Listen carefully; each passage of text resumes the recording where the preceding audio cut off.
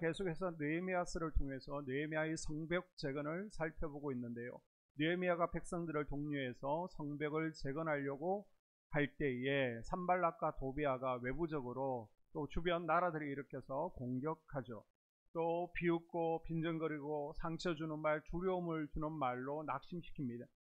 여기에 대해서 느헤미야는 외부의 공격을 두 가지로 대처했습니다. 먼저 기도로요. 마귀가 틈을 탈 거리를 주지 않았습니다. 마귀가 역사할 틈을 주지 않았고요. 뿐만 아니라 내가 무엇을 해야 되는지, 기도하면서 무엇을 해야 되는지 분명히 잘 알고 있었습니다. 그래서 자기 몫을 감당하면서 외부의 공격을 막아내게 되죠. 자, 그랬더니 5장이에요. 또 문제가 터집니다. 이제는 외부의 문제가 아니라 이스라엘 공동체 내부에서 문제가 일어나게 됩니다. 마귀는 밖에서 엄포를 놓고요. 또 사람들을 통해 공격해도 안 되니까 이제는 더 집중적으로 내부에서 하나님의 백성들, 공동체 내에 있는 이들을 사로잡아서 갈등을 일으키죠. 자, 1절에 보게 되면 그때의 백성들이 그들이 아내와 함께 크게 부르짖어 그들이 형제인 유다 사람들을 원망하는데. 아멘. 1절에 그때는 언제입니까? 산발락과 도비아의 심리전에 느헤미야는 흔들림이 없었습니다. 근데 백성들 가운데 사기가 저하되는 것은 어쩔 수 없었습니다. 그래서 우리가 더 이상 성벽을 지을 힘이 없다. 또 유다 많은 이들이 나아가서 우리 이대로 하다가는 다 죽는다. 공사를 중단해야 된다. 10번이나 찾아와서 공사를 하지 말라라고 했습니다. 자, 이런 상황 가운데 백성들, 그 아내들 사이에 유다 형제들에 대해서 크게 부르짖어 원망하는 소리가 들립니다. 크게 부르짖는 짜크였죠. 우리가 기도할 때 카라, 그냥 소리내는 기도가 있었고요. 거기에다가 절박한 심정까지 포함되어지면 그게 짜크의 기도라고 말씀드렸습니다. 지금 이들이요, 절박한 심정으로, 소리만 큰 게 아닙니다. 너무 견딜 수 없는 고통, 또 너무 삶이 피폐하고 힘드니까 짜크 하면서 원망하고 불평하는 겁니다. 그리고 백성들이 아내와 함께 나와서 원망하고 통곡했다라고 하는데요. 포로 귀환 시대를 배경으로 하고 있는 성경이 에스라 느헤미야잖아요. 여기는 여자들이 등장하지를 않습니다. 그런데 여자들까지 나와서 지금 방성대곡했다는 것은 굉장히 특별한 케이스죠. 오죽하면 가만히 가사에 전념하는 여자들이 이렇게 길거리에 나와서 소리를 높이겠냐는 것입니다. 아내들의 원성이 잦아있다는 것은 지금 집안 살림이 되지 않는 거예요. 가정 살림이 너무 어려워서 가정 생활이 지금 파괴되고 있다는 겁니다. 그동안 대적은요, 밖으로부터 공격을 했습니다. 그런데 외부의 적은 사실 대적하기가 쉽습니다. 외부의 적이 생기면요, 또 내부적으로는 하나가 됩니다. 연합돼요. 똘똘 뭉쳐요. 그래서 오히려 더 기도하게 되고요, 더 하나가 되어서 외부의 적과 맞서 싸울 수 있습니다. 그런데 문제는요, 내부의 갈등, 내부의 분열이죠. 고구려 시대 때 수나라 100만 대군이 쳐들어왔습니다. 당 태종이 2번이나 쳐들어왔습니다. 그런데 이런 침략들을 고구려가 막아내었습니다. 이런 고구려가 왜 멸망하게 됩니까? 내분 때문에 망하게 되잖아요. 대적이 지금 하나님을 예배하지 못하도록, 하나님의 뜻이 이루어지지 못하도록 방해해도 기도로 이겨내니까요, 이제는 안 되겠다. 밖으로는 안 된다. 내부에서 공격을 하죠. 그들이 지금까지의 주 무기는 외부에서 상황과 사람을 통해 위협해서 우리에게 낙심과 또한 두려움을 주는 것이었습니다. 그런데 이 방법이 먹히지 않자 이번에는 공격 루트, 공격 전략을 바꾸어버립니다. 이제는 공동체 내에 있는 귀족들이 있습니다. 민장 관리들이 있습니다. 이들을 부추겨서 쓰임받게 하고요, 내부의 분열과 갈등을 일으켜 가정을 깨버리고 공동체를 깨는 전략을 사용하게 됩니다. 이 전략이 얼마나 효과적인지 공동체 내에서 막 원망하는 소리가 들리고요, 울부짖고요, 지금 이스라엘 공동체가 붕괴되기 직전의 위기까지 오게 되었습니다. 당시 백성들 속에서 일어난 원망 불평의 원인은 3가지였습니다. 2절에 보게 되면 이들에게 굶주림이 있는 거예요. 지금 성벽을 쌓느라 아무 일도 하지 못하고 농사도 짓지 못했습니다. 그러다 보니까 이게 뭐냐? 한마디로 말해서 너무 먹고 살기 힘들다는 겁니다. 양식이 없으니까 누군가가 좀 배가 고프니까 양식을 공급해주면 좋겠다는 겁니다. 예루살렘은 화면에 보시는 것처럼 그렇게 크고 넓은 평야가 있는 것이 아니거든요. 작은 산 위에 있는 소도시입니다. 그런데 갑자기 예루살렘을 회복하자, 예배를 회복하자, 그래서 성벽 짓자, 사람들이 막 사방에서 몰려듭니다. 그러니까 이 좁은 땅덩어리 내에 사람들이 많다 보니까 식량이 부족합니다. 그리고 예루살렘이 지금 회복되어지고 있다, 예배가 회복되어졌다, 예루살렘에 붕이 온다, 그러니까 소문을 듣고 외국에서 살던 이들, 포로 생활을 하던 이들도 너나 없이 예루살렘으로 하나둘 모여들기 시작합니다. 사람은 많죠.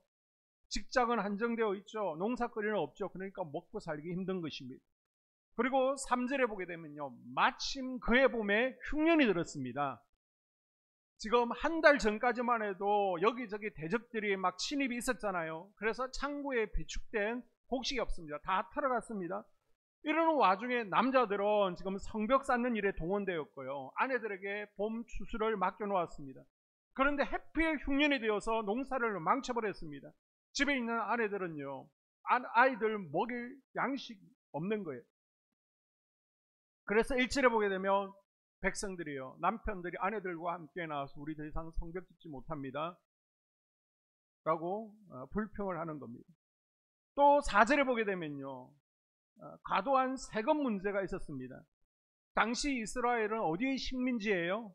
페르시아의 식민지. 이 페르시아의 아닥사스당 왕은요, 식민지에서 굉장한 많은 세금을 부과했습니다. 그러니까 세금을 내기 위해서 지금 어쩔 수 없이 그들이 밭을 팝니다, 논을 팝니다, 포도원을 저당 잡히고 세금을 내기 위해서 빚을 내는 겁니다. 자, 그러다 보니까 5절에 고리대금업자들이 활개를 치게 되는 겁니다. 이 어려운 시기에 백성들의 지도층인 귀족과 관리들은 그나마 먹고 살만하잖아요. 가지고 있는 재산이 있잖아요. 그래서 이때다 싶어서 가난한 이들을 상대로 고리대를 하는 겁니다. 세금 때문에 힘들어하는 백성들을 상대로 내가 돈을 빌려줄게. 그래서 아주 높은 이자에 돈을 빌려주고요, 그 이자를 갚지 못하면 됐다 그러면서 포도원을 뺏어가고요, 땅을 뺏어가고 집을 또 뺏어가고 심지어는 자녀들 아내까지 뺏어가는 겁니다. 아니, 이들이 성실하지 못해서 게을러서 일하기 싫어서 이런 상황과 처지에 처하게 되었습니까? 아니잖아요. 지금 온 백성들이 가난합니다, 굶주립니다. 그러나 한 마음으로 하나님 뜻에 순종하기 위해서 예루살렘으로 올라와서 성벽을 쌓고 있는데, 그나마 넉넉한 귀족과 관리들이요, 오히려 이때다 싶어서 고리대금으로 가난한 자들을 착취해서 자기 배를 채우고 있는 겁니다. 그래서 백성들이 울부짖으며 나와서, 아니 우리가 이렇게 힘든데 이럴 수 있는 거냐, 우리 아이들을 왜 전부 종으로 잡아가고 우리 딸들을 노예로 팔아버리느냐. 백성들 사이에 원망과 불평이요, 내부적으로 폭발해버리죠. 그래서 성벽 쌓는 공사가 중단되고 더 나아가서 예루살렘 공동체가 깨질 위기에 처하게 되었습니다. 사람은요, 위기의 순간에 진짜 자기 모습을 드러내게 되죠. 믿음도요, 보십시오. 주변에 있는 분들 평소에 다 좋습니다. 평소에 다 좋아요. 평소 때도 안 좋은 분이 있습니까? 구원받은 믿음인지 점검해 보셔야 됩니다. 그런데 우리가 고난 가운데 위기에 막다뜨리게 되면요, 내 믿음이 어떤지, 나의 진짜 믿음의 실력이 드러나게 되어 있습니다. 우리가 코로나 때 한번 경험을 했잖아요. 평소에는 믿음이 좋은 것 같은데요, 고난당하면 아니, 하나님께서 왜 나한테만 이러시는 거지? 아니, 교회 열심히 예배 드리는데, 기도하는데, 충성 봉사하는데 아무 소용없네, 나 안 해, 이런 말들이 나오게 됩니다. 지금 예루살렘의 귀족 관리들도 마찬가지입니다. 평소에 하나님은 사랑 운운했죠. 율법을 따졌죠. 그런데 지금 예루살렘에 이런 어려운 상황이 되니까 이때다 자신의 탐욕을 채웁니다. 부유해서 어려운 사람들에게 돈을 빌려주는 거, 그거는 나쁜 게 아니죠. 빌려줘야죠. 그런데 문제는 뭐냐? 율법에 의하면요, 자기 동족에게는 이자를 받으면 안 되는 거예요. 그냥 빌려줘야 돼요. 이방인한테는 이자를 받을 수 있지만 자기 형제 동족에게는요, 이자를 받는 일 자체가 금지되어 있습니다. 돈을 빌려주더라도 내가 뭐 채권자 채무자 관계가 아니라 하나님의 사랑으로 하나님께서 나에게 부를 허락해 주셨기 때문에 나눈다. 그것이 바로 복음의 정신이었습니다. 그래서 유대인들은요, 겉옷을 저당 잡혀, 이 겉옷은 낮에는 옷이지만은 밤에는 이불로 쓰잖아요. 그런데 돈을 갚지 못해. 그러면 저당 잡힌 것을 돌려주게 되어 있습니다. 하나님은 가난한 자들이 숨 쉴 수 있는 구멍을 율법에 많이 만들어 놓으셨습니다. 그런데 지금 유대 귀족 관리들은 어떻게 해요? 그 당시 제국에 있던 아수르, 바벨론, 페르시아 이런 제국들을 보게 되면 이율이 최소 20%가 넘습니다. 돈 빌려주면 이자로, 선이자로 20%를 떼는 겁니다. 아니면 25%, 30%. 곡식 같은 경우에는요 33%가 넘었다라고 기록에 나와 있습니다. 지금 이스라엘 이 나라만 빼고 다른 주변 나라들은 다 그렇게 고리들을 하면서 살고 있는 겁니다.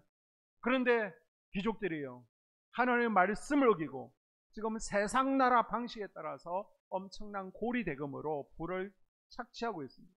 이들은요 하나님 율법 너무나 잘 알고 있어요. 백성들의 어려운 처지 너무나 잘 알고 있습니다. 그런데 오히려 그 기회를 이용해서 자기의 이익만 챙기고 있습니다.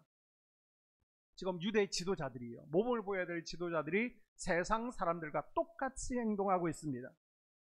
이 귀족들도 성벽 재건에 동참을 했습니다. 관리들도 함께 성벽 재건에 동참하고 있습니다. 외형적으로는 함께요 신앙생활을 하고 있고 함께 헌신하고 봉사하는 듯 보입니다.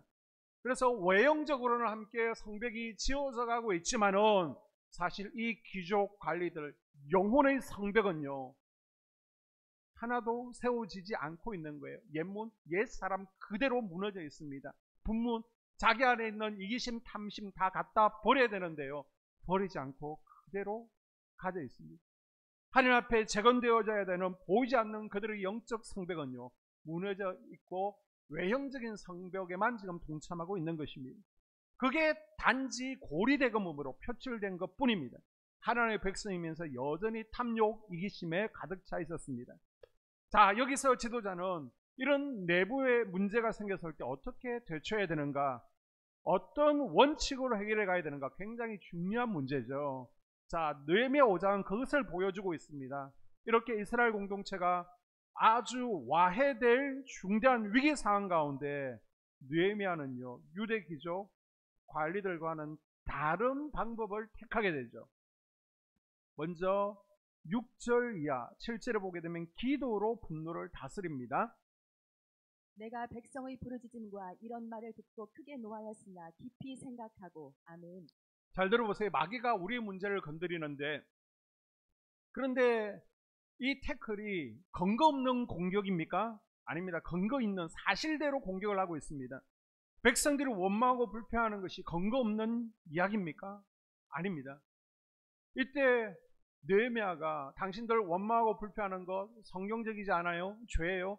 이스라엘 백성들 보세요. 출애굽에서 강야 시절에 원망 불평했다가 다 불에 타 죽었잖아요. 원망하면 안 돼요. 이렇게 입을 털어막지 않고 지금 백성들의 원망 불평을 듣습니다. 어떤 상황인지를 살펴보는 겁니다. 자, 느헤미야가 상황을 쭉 살펴보고 들어보니까 백성들의 말이 억지가 아니더라는 겁니다. 그냥 사실입니다. 그래서 느헤미야는 굉장히 화가 났죠. 지금 느헤미야는요 저 페르시아 대제국의 2인자 경호실장입니다. 거기서 누릴 수 있는 부, 권력 다 포기하고요 지금 수천 킬로 떨어져 있는 할아버지 할머니의 고향에 와서 성벽을 봉사한, 어찌 보면 봉사, 헌신을 하고 있는 겁니다. 자기의 집은 페르시아입니다. 자, 게다가 8절을 보게 되면요 바벨론으로, 페르시아로 팔려온 유대 형제들이 있잖아요.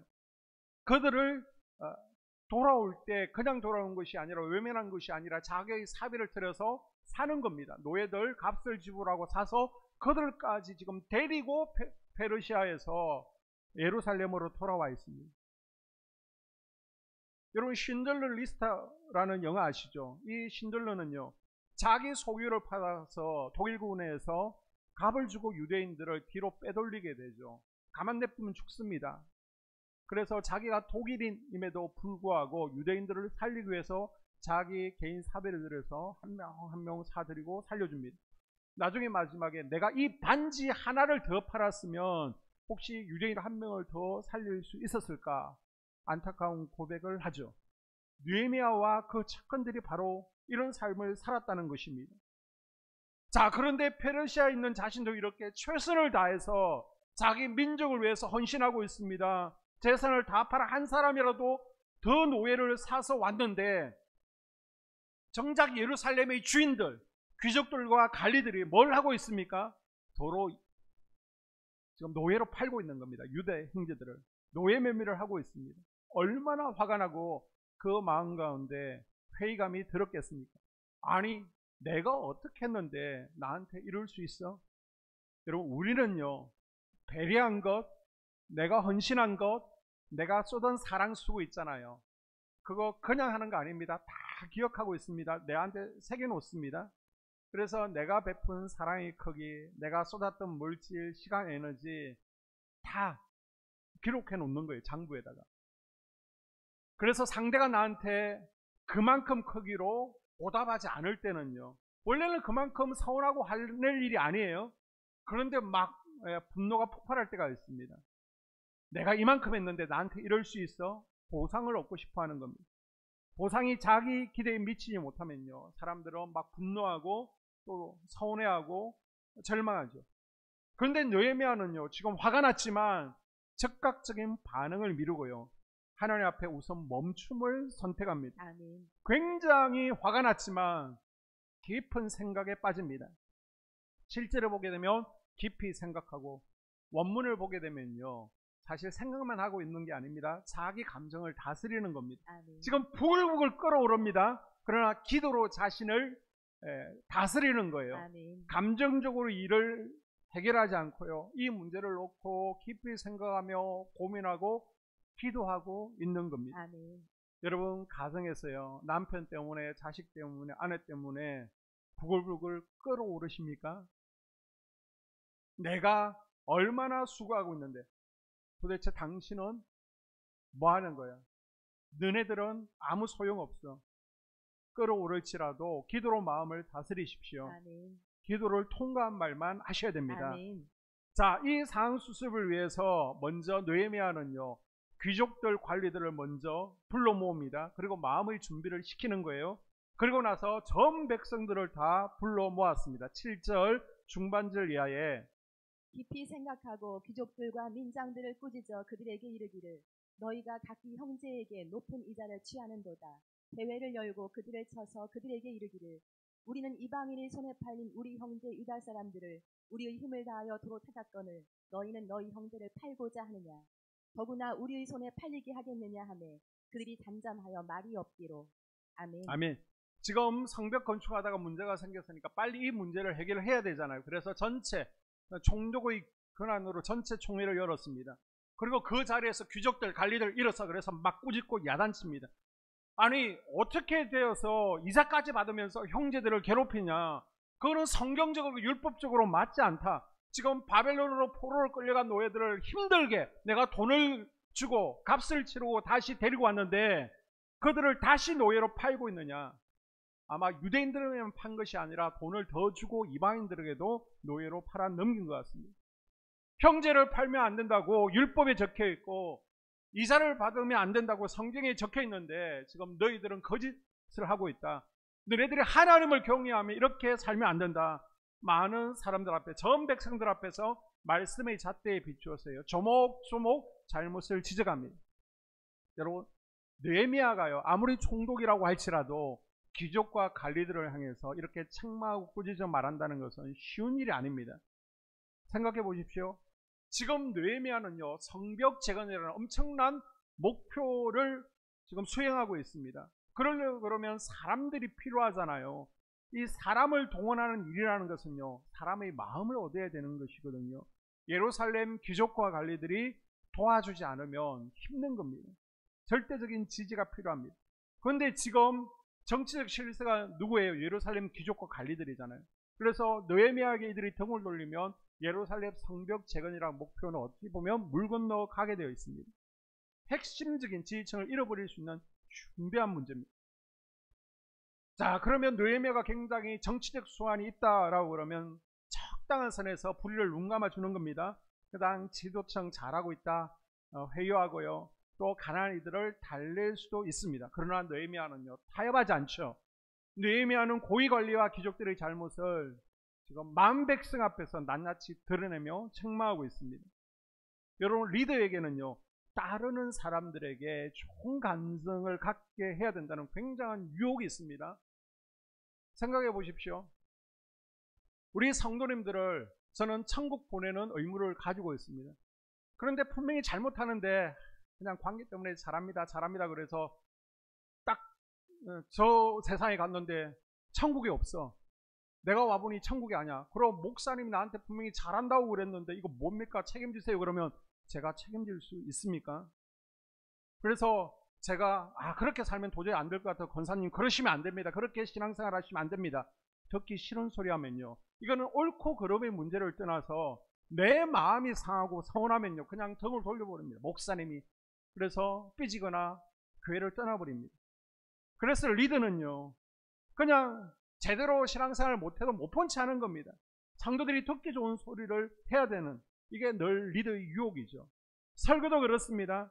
그냥 사람들을 적당히 성도들 위로하고요, 재미있는 유머, 그리고 영화나 드라마 소재 가지고 예화를 듬뿍 담아서 웃기면서 감동적인 설교를 하면 듣는 분들도 쉽고요, 저도 기분이 좋죠. 하지만 회개하라는 말은요, 그렇게 신앙생활하면 천국 못 간다는 말은요, 말하는 목사도 듣는 사람도 굉장히 부담스럽습니다. 지금 느헤미야에게도요, 당시 이러한 행동에는, 이런 말 하는 것은 굉장한 중압감이 있었을 겁니다. 그러나 느헤미야는 이러한 처세술이 아니라 단호하게 말씀의 기준으로 행동을 하죠. 그랬더니 문제가 해결되어지게 됩니다. 아멘. 여러분, 느헤미야와 같이 하나님의 말씀을 기준 삼아 말하고 행동할 수 있기를 바랍니다. 아멘. 자, 느헤미야는요 이 드러난 문제에 대해서 말씀에 따른 조치를 취하기 시작하는데요, 10절에 보게 되면 나와 내 형제와 종자들도 역시 돈과 양식을 백성에게 구워주었거니와 우리가 그 이자 받기를 그치자. 아멘. 자, 느헤미야는 귀족들과 관리들에게 이런 제안을 하죠. 이자 받기를 거쳐야 됩니다. 저당 잡힌 거 있으면 다 돌려주십시오. 그동안 받은 이자 다 돌려줘야 됩니다. 나와 내 형제들도 부유하기 때문에 돈을 빌려줍니다. 그러나 이자를 받지 않습니다. 그런데 이자 받는 것, 이거 너희들도 하면 안 됩니다. 결단을 촉구하고 있는 거예요. 그런데 엄밀히 따지면요, 이방인들에게는 이자를 받아도 됩니다. 그러나 우리가 이웃을 사랑하는 마음으로 이 위기의 때를 함께 잘 넘어가기 위해서 잠깐 멈추자는 겁니다. 이것이 비록 옳고 정당한 것일지라 할지라도, 여러분, 내가 할 수 있는 걸 안 하는 절제, 이것이 사랑입니다. 아멘. 우리 가정에서도요, 안 해도 되는 일 사랑하니까 하잖아요. 때로는 할 수 있는데도 아내 때문에, 자식 때문에 안 하잖아요. 이것이 사랑이라는 것입니다. 아멘. 하나님의 사랑하고 이웃을 사랑하기 때문에 안 해도 되는 것을 더 해야 되는 일, 아멘. 무엇이 있습니까? 반대로 내가 하나님을 사랑하기 때문에 할 수는 있어요. 그런데 절제하고 안 해야 되는 거 무엇이 있습니까? 아멘. 하나님께 물어보십시오. 아멘. 기도할 때 하나님께서 알려주실 겁니다. 그래, 네가 사랑한다면 이렇게 되라. 사랑한다면 이것을 내려놓고 포기해라. 여러분, 속회도 마찬가지입니다. 속회 참석해도 되고요, 안 해도 됩니다. 그러나 우리 공동체를 사랑한다면 하라는 것입니다. 아멘. 속회 외의 사적 모임들 하지 마십시오. 해도 돼요. 그런데 왜? 속회를 살리기 위해서 안 하는 것, 이게 바로 사랑이라는 것입니다. 아멘. 사랑 때문에 공동체 유익을 위해서 내 권리를 자제하고 절제해서 결국 하나님의 공동체를 세워나가는 데 쓰임받는 것이 아멘. 바로 천국 시민의 성숙한 모습인 줄로 믿습니다. 아멘. 느헤미야는요, 그런데 이걸 언제부터 하라는 겁니까? 11절에 보니까 오늘 당장 하라는 겁니다. 아멘. 즉각적으로 돌려보내라. 즉각적으로 다 회복시켜라. 내일부터가 아니라 아무리 작은 행동이라도 바로 지금 당장부터 행동하라는 것입니다. 아멘. 많은 성도님들이 이야기하죠. 목사님, 설교를 들으면서 제가 결단했습니다. 그런데 오늘부터는 아니에요. 이거 결단시키려고 하는데요, 작심 3일이네요. 잘 되지 않습니다. 중독 심리학자인 김영규 씨는요, 이런 이야기를 합니다. 우리는 달라지고 싶다라고 말하지만 사실은 달라지고 싶지 않기도 하다. 이게 마귀의 작전이라는 겁니다. 마귀의 작전은요, 그래, 달라서, 그러나 오늘은 아니야, 내일이야. 자꾸 미루라고 합니다. 그러나 감사하게도요, 느헤미야의 책망과 꾸지람을 온 백성들 앞에 들은 귀족과 관리들은요, 즉시 느헤미야 요구를 받아들입니다. 아멘. 말씀에 반응한 거예요. 아멘. 자존심 상했잖아요. 창피하잖아요. 그런데 우리가 말씀대로 살지 못했구나.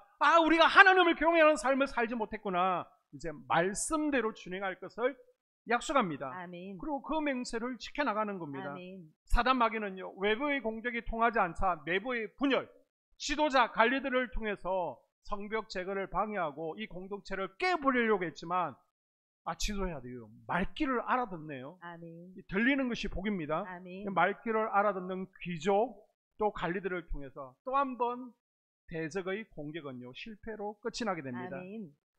자, 여러분, 이 느헤미야의 엄청난 설득력, 추진력은 과연 어디에서 나왔을까요? 14절 이하에 보게 되면 또한 유다 땅 총독으로 세움을 받은 때 곧 아닥사스다 왕 제20년부터 제32년까지 12년 동안은 나와 내 형제들이 총독의 녹을 먹지 아니하였느니라. 나보다 먼저 있었던 총독들은 백성에게서 양식과 포도주와 또 은 40세겔을 그들에게서 빼앗았고 또한 그들이 종자들도 백성을 압제하였으나. 아멘. 아멘. 느헤미야는요 12년 동안 총독의 월급을 받지 않았습니다. 월급 받는 거 당연한 거예요. 일꾼의 삭선 주는 게 당연하다라고 성경은 적혀 있지만 총독은 느헤미야는 받지 않았습니다. 왜요? 지금 이스라엘 백성들은 굉장히 궁핍하잖아요, 삶이. 그런데 황제에게도 세금을 내야 되고 또 그 세금으로 총독도 세금을 내야 되니까 지금 이중고에 시달리고 있습니다. 그래서 느헤미야는 아닥사스다 왕 20년부터 32년까지 12년 동안 총독을 하면서도 한 번도 월급을 받지 않았다는 겁니다. 백성들을 위해서 어려우니까. 그리고 느헤미야는요 이전 총독들처럼 백성들을 수탈하거나 압제하지를 않았습니다. 또 부정축제도 하지 않고요, 오히려 자신의 개인 인력을 다 동원해서 자기 부하들, 거느리고 있는 이들을 전부 다 성벽 재건에 동참시켰습니다. 뿐만 아니라 총독은요 권한을 누릴 수 있습니다. 그러나 자기 집으로 매일 150명을 초대하는 겁니다. 멀어서 집으로 가지 못하는 일꾼들이 있습니다. 그들 불러 모아서 150명의 식사를 매일같이 접대하는 섬기는 일을 했습니다. 총독은요 정치적으로, 행정적으로, 사법, 군사, 재정 마음대로 할 수 있습니다. 이전 총독들은요 총독의 자리에 있을 때 자기의 절대 권력을 이용해 최대한 많이 끌어모았습니다. 그런데 느헤미야는요 그렇게 하지 않았대요. 왜요? 그렇게 살 수 있어요. 그런데 느헤미야는 왜 그렇게 살지 않았어요? 15절에 보니까 나는 하나님을 경외함으로 이같이 행하지 아니하고. 아멘. 하나님을 경외하기 때문이라고 밝히고 있습니다. 아멘. 하나님 경외가 뭐예요? 그분의 눈치를 본다는 겁니다. 아멘. 하나님께서 나를 지금 지켜보고 계시기 때문에. 아멘. 여러분, 하나님 눈치를 보십시오. 아멘. 하나님 눈치를 보셔야 됩니다. 아멘. 내가 공동체를 세워가는데 지금 하나님께서 기뻐하고 계신가? 아니면 내가 산발락과 도비아처럼 쓰임받고 있어서 하나님께서 화가 나셨는지 하나님 눈치를 보십시오. 아멘. 오늘 말씀을 정리합니다. 대적 사단 마귀는요 외부의 공격에 흔들리지 않으니까 내부적으로 막 뒤흔듭니다. 그런데 흔들리지 않죠. 분노하지 않고요 기도하면서 상황을 파악합니다. 아멘. 그리고 말씀에 근거해서요 생망하고 잘못된 행동을 바로 잡습니다. 아멘. 자기만 말한 것이 아니라 자신의 삶도요 사단이 험잡을 수 없도록 깨끗한 삶을 살았습니다. 아멘. 그리고 참 감사한 것은요 유다 귀족 관리들이 이 책망을 받고도 이 창피함을 당하고도 튀지 않았습니다. 아멘. 말씀을 듣고요 아멘 말씀에 반응해서 순종합니다. 아멘. 왜 그랬을까요? 왜 그랬을까요? 하나님을 경외하는 마음이 있었기 때문입니다. 아멘. 야, 우리가 공동체를 깨고 있었네요. 우리가 사실은 산발락과 도비아였네요. 우리가 말씀을 지키지 못했네요. 우리가 잘못했습니다. 인정하고 회개함으로요 공동체의 분열을 막아냅니다. 아멘. 느헤미야도 하나님을 경외했고요 이 귀족과 관리들도 하나님을 경외하기 때문에 결국은 사단 마귀의 공격으로부터 공동체를 지킬 수 있어야 됩니다. 아멘. 여러분, 우리의 가정, 내가 속한 공동체, 우리 교회 공동체를 지킬 수 있는 방법이 무엇입니까? 하나님을 경외하는 마음인 줄로 믿습니다. 아멘. 우리에게요 하나님의 눈치를 보는 마음, 아멘. 그리고 하나님을 경외하는 마음이 있기를 주의 이름으로 축복합니다. 아멘.